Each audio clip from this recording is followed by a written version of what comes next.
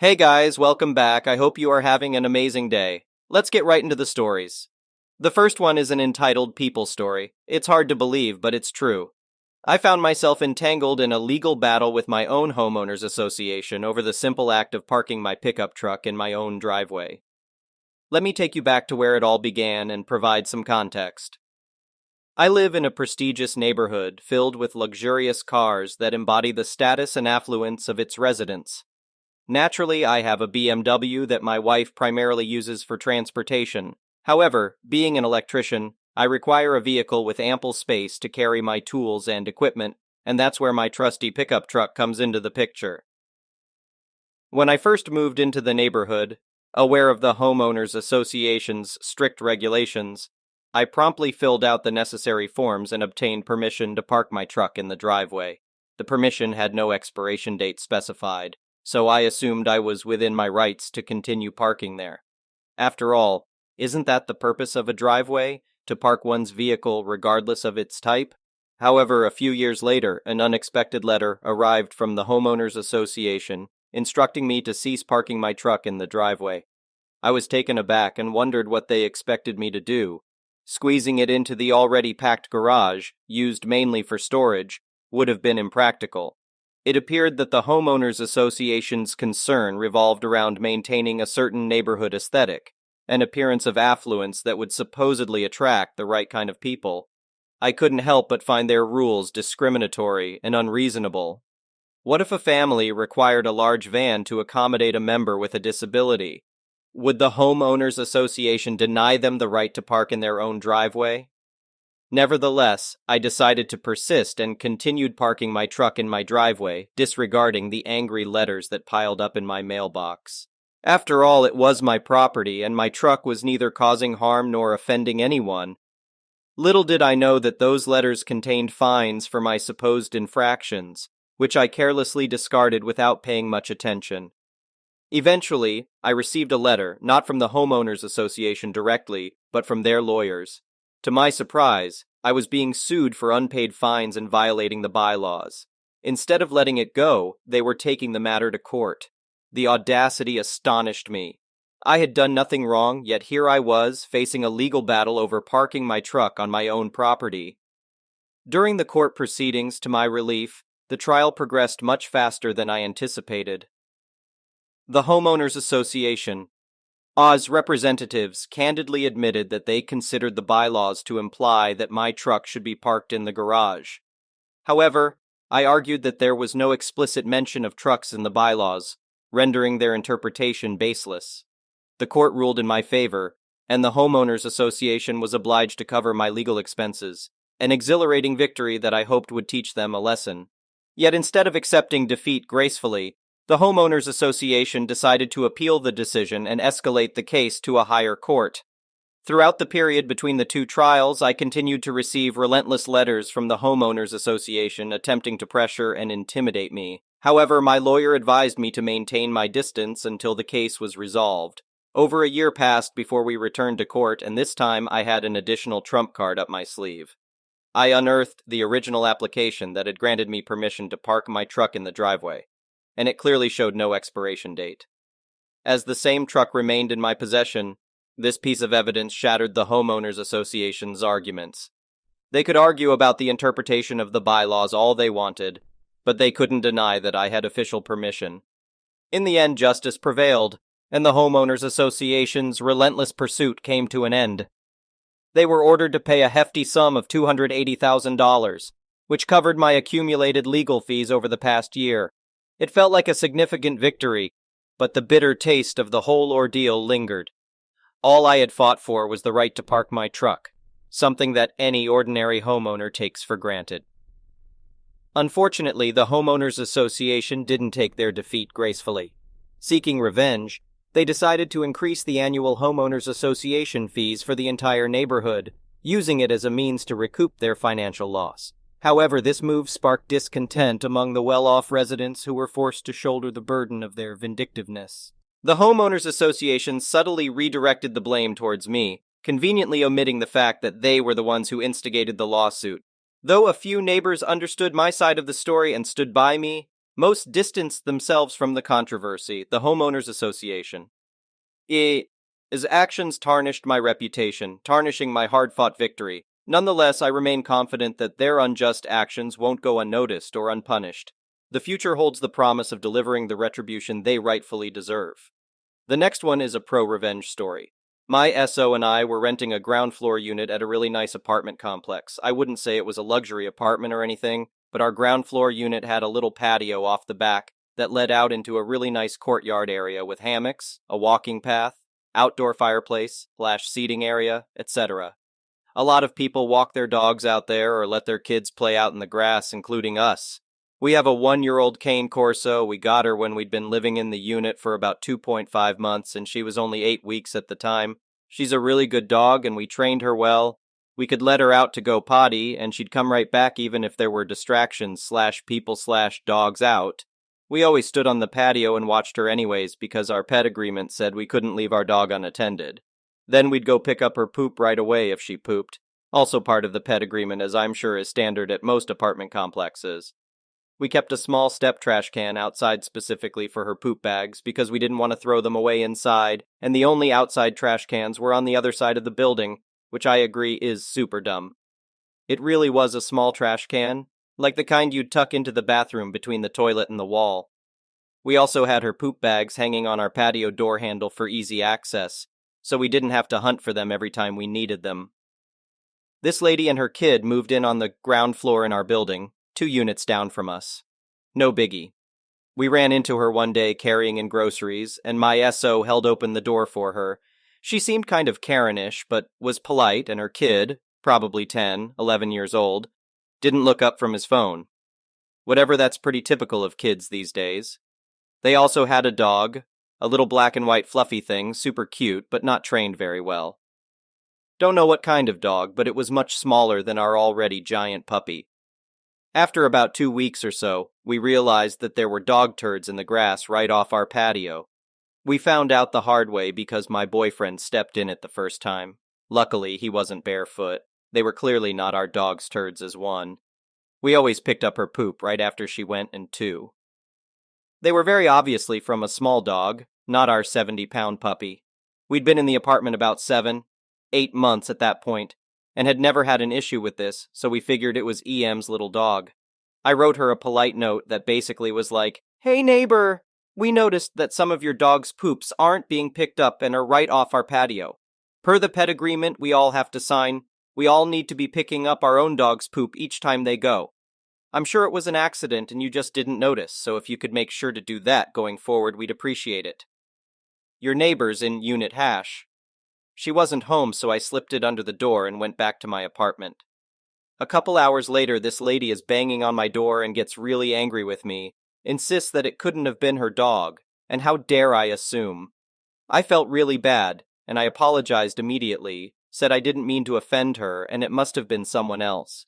She told me never to bother her with crap like this again, and stormed off. I was like, okay. Not 3 days later, I was sitting on my patio with a book enjoying the cool weather when I see their little dog run out of their back door, no one with it, and it comes over to me.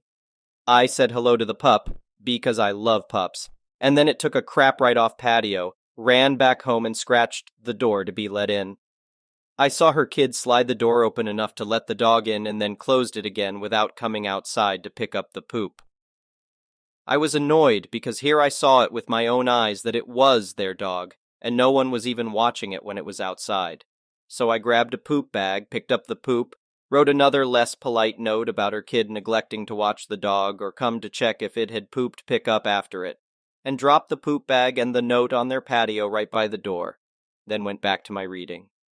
EM was quicker to come by this time and stomped right up to me, waving the note around.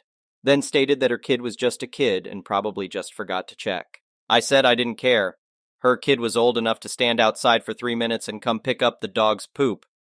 She said, well, there's no poop bags, trash cans on this side of the building, and she didn't feel comfortable making her kid walk all the way around the building for that. The next part is my own fault, in hindsight. I suggested she put a trash can like mine on her patio and leave their own poop bags handy like we do for our dog. She eyed our stuff, huffed some more, rolled her eyes, refused to do anything about the poop, and walked off. At this point, I was super annoyed. I stalked my patio door for the next couple days as much as I could, just waiting. And sure enough, on day 2 in the evening, when I was about to give up, I see the puppy run outside towards my patio. I whipped out my phone, took some pictures of the dog outside alone, not allowed, and the dog pooping, and then took another phone an hour later of the poop still there and time-stamped all of them. Then I sent an email to the apartment office people, who were always pretty nice, and they responded quickly they would give her a warning about it. And sure enough, this lady comes back again to get mad and yell at me about how petty I was to report them to the office, and now they had a $150 fine for not picking up their dog poop. It's worth noting that these fines were rare. Poop prints were not used at this complex. In order for the office to fine someone for dog poop, they had to have proof it was that specific tenant's dog's poop, and that it wasn't picked up.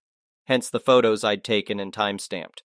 I told her that I had tried to be nice about it with her twice before, and it was her own fault at that point for not abiding by the terms of the pet agreement we all had to sign, everyone who had a dog at least. She went off about how she's a single mom and she works during the day and her precious baby can't be expected to pick up after their dog. I told her that a 10-11-year-old was plenty old enough to pick up after a dog, and that if they weren't responsible enough, then maybe the kid shouldn't be letting the dog out at all and she should be the one to do it. Or maybe whoever is home with him should be looking after it. She got angry, told me I had no idea how to be a single mom, that her mom stays with him during the day and shouldn't be expected to look after her kid and her dog, and she stomped off again. I expected to hear more about it, but I didn't. The ironic part is, I am a single mom. My kid isn't my SO's, and I raised him alone for 2.5 years before I met my SO. So yes, I do know how hard it is, and I live 1,000 miles from my closest family, so I never even had the luxury of being able to have my mom watch my kid.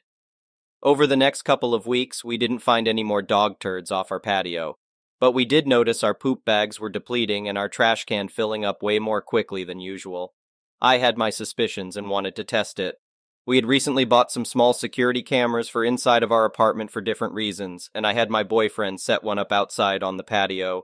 We faced it where it could see our door and trash can but didn't point to the rest of the courtyard or other people's units. We respect privacy around here. Sure enough, the same evening my boyfriend set it up, I see the kid walk onto our patio, take a poop bag, walk out of frame, and then come back to throw it in our trash can. Okay, now I'm pissed, but also not trying to fight this lady or her kid. So I moved the poop bags to the inside door handle. It's a glass door so you can still see them, but we always lock our sliding door. Next morning I hear someone knocking on the back patio door and I go to see her kid standing there looking annoyed. I didn't open the door, I just spoke loudly enough to ask what did he need. He demanded a poop bag for his dog's poop. I said I'm sorry, but these are our poop bags for our dog, and they weren't free for anyone else to use. The apartment provides poop bags in a dispenser near the trash can on the other side of the building. Kid started demanding a poop bag, saying his mom told him he could use ours, slapping his hands on the glass a few times, trying to scare me. Yes, I'm so terrified of a 10-year-old boy. And finally screaming at me that he's telling his mother on me. I said, fine, go ahead, I'll tell her the same thing. Sure enough, a few minutes later, his mom is standing on my patio also demanding a poop bag for her dog's poop. I denied her a bag and asked her to please step off of my patio as she was making me feel unsafe and uncomfortable. My SO wasn't home. She told me I was a bratty child, I'm 24, and she demanded I let her use my poop bags as I had already told her she could before. I said no, I told you to get some yourself and do what I do. Keep them close by and put your own trash can on your own patio. Not use the bags I buy with my own money for my own dog, and then fill up my tiny trash can with your dog's poop. I pointed out she could use a plastic shopping bag if she didn't want to buy her own poop bags, or she could use the bags the complex provided on the other side of the building. She kept going off on me, and I finally told her if she didn't leave my patio, I'd call the police as she was harassing me. The apartment office was closed on Sundays, and of course it was Sunday. She acted like she was going to call my bluff, but then my boyfriend got home and walked up behind me to ask what was going on, and she ended up dragging her kid away, again, leaving the poop in the grass off my patio. So once she was gone, I took another time-stamped picture of the dog poop, downloaded the footage from my security camera of her kid stealing my poop bags and throwing them in my trash can, and the footage from them that morning yelling at me and demanding my bags and my denying them, and emailed all of it to the apartment management. I told them that she made me feel unsafe and uncomfortable in my own home, that she and her child felt entitled to come onto my patio and take my belongings. I also went outside, picked up her dog's poop, looked in the trash can on my patio, and pulled out the bags with her dog's poop. They were significantly smaller than my dog's poops, as I'm sure any dog owners could tell the difference in poops of a 12 lb dog versus a 70 lb dog. I went and opened all the bags and dumped the poops straight on her patio right outside the door. On Monday, I heard back from the office lady who said she would take care of it. By Friday, there was a moving truck and the lady and her kid were moving out. Pretty sure they were evicted or at the very least urged to move before a formal eviction process was initiated. After talking to some of our other, much friendlier neighbors, it turns out we weren't the only ones who had been complaining about her. They'd only lived in the complex for like 2-3 months before they made so many enemies they were kicked out. Sometimes I think I should feel bad for playing a part in them getting evicted, but honestly I can't bring myself to feel guilty about it. Not my fault she was a lazy entitled idiot who couldn't even be asked to get a shopping bag to pick up her dog's crap. I never heard from her about the turds I dropped on her patio, but I like to think she stepped in them without looking and knew better than to come idiot to me about it. Sorry, not sorry. Also, I'm sure they were given more than a week to vacate as those are the tenancy laws here, but she packed up and left like a bat out of hell. Guess she didn't want to stay somewhere she was clearly seen as an enemy. I don't know for sure that she was evicted, or if she was just asked to leave or abide by the lease or what. Office can't give out that type of info, and she and I weren't exactly on speaking terms for her to give me the scoop about it. The next one is an entitled people story. I am visually impaired. I have no sight in one eye and very little sight in the other, but I can see a little. I walk with a white cane, but generally need some help to get around. I was at the airport in Cincinnati. Returning from a business trip, and I asked the person helping me to take me to a Starbucks since I was desperate for caffeine. She put me in line, then said she would be back for me in 20 minutes. So I'm standing in line when this woman starts creeping on my right, then a little more, and a little more. She was trying to cut in front of me. Oh, I don't think so. So I slyly slid my cane over to my right, effectively preventing her from cutting in front of me. She realizes she's been caught and huffs a bit. Her plan of cutting in front of an undercaffeinated blind person at 6:45 a.m. effectively thwarted. I get my drink and take a seat. Most people just took their drinks to their gate, so most of the tables were empty. Then the woman who tried to cut in front of me sits down at my table and waves her hand in front of my face. We have the following exchange. Woman: so, are you blind or what? Me: pardon. Woman: like, how much can you see? Are you faking? Just how blind are you? Me: I mean, I saw enough to know you were attempting to cut in front of a blind person. Woman: so you can see. Waves hand in my face again. Can you see this? Why do you need a cane if you can see? Is it macular degeneration or what? Me: ma'am, it's too early for this. Please leave my table. I don't owe you an explanation or any part of my medical history. I'm just trying to enjoy my drink in peace while I wait for my guide. Woman: geez, I was just asking. Huffs and leaves for parts unknown, thank God. I don't know why people see someone who is disabled and feel entitled to their story or their medical devices. I've had people grab my cane and pull me where they want me to go. Parents who think it's cute to let their kids grab my cane, it's not. Last 4th of July, a random woman saw me walking with my family and grabbed my arm to drag me over to her son, who had recently lost his eyesight, so I could tell him my story. She didn't ask, just grabbed. My daughter let her know how horribly inappropriate that was, and this woman was super offended because she was just trying to help her son adapt to his new reality. Like she thought I owed that to her by daring to be blind. Disabled people aren't sideshows. We're just trying to live our lives, just like you are. The next one is an entitled parent story. Got another story about my mom to share. This one happened about 14 years ago now. I, then a 21-year-old male, and my wife, then 22-year-old female, were happy to announce that we were expecting our first child. We had been trying for a while, and had been told by the wife's doctor that she had some complications that would make it very difficult for her to conceive. I don't remember what the issue was, but it wasn't impossible. Just difficult. We had basically given up on trying, We were just enjoying our lives together and having the back burner hope that it might happen one day, and it did. We were both overjoyed and terrified. Nothing is as real as finding out you are expecting child hash 1, and it can be a lot to take in at once. Everyone is excited. Congrats all around, my parents' first grandchild, etc. My dad was probably the most wholesome I had ever seen or heard him be when we told him the news. My mom was over the moon too, at first. After the first couple of months, we started really trying to hunt down names. We had already considered and rejected the idea of naming our son after any family member. We just weren't interested in that. We both subscribed to the idea that the sound of a name is important. Your name is the very first impression people will have of you, before even looking into your eyes. They can already have an opinion of you, and we wanted it to be a good one. I won't give details of what name we chose or what names we rejected. I'm not trying to bash anyone's name, and I think now that actions are much more important than how a name sounds. When we told the families what we had decided to name him, one person took umbrage with our choice. Of course, my mom. According to my mother, at least one person in each generation needs to have the name. "It's the family name!" she practically wailed at me when I wouldn't budge. "It's the same name I gave you. For the record, I do not like my first name, and I'm never called by it. I am mostly called by nicknames or my last name, never my first. I don't hate it, I just don't feel like it suits me or my personality. It is not a silly or archaic name, just not for me. It turned into quite a thing." I can't really remember all that she said, but suffice to say, we were the biggest traitors to the family, and we were tearing down tradition. She blamed my wife, saying that she had brainwashed me into it and all that. I was the one who came up with the name we wound up going with for him. Well, I talked to my grandma, and she said that the name wasn't really the name. It was her husband's name, and she named one of her sons the same. My mom named me with it and decided it was tradition. We had several months of no contact after that because frankly we didn't want to deal with her BS. More stories to follow later. Ciao for now. Thank you for watching. I would really appreciate it if you could like the video and subscribe to our channel if you haven't already. We'll see you again tomorrow.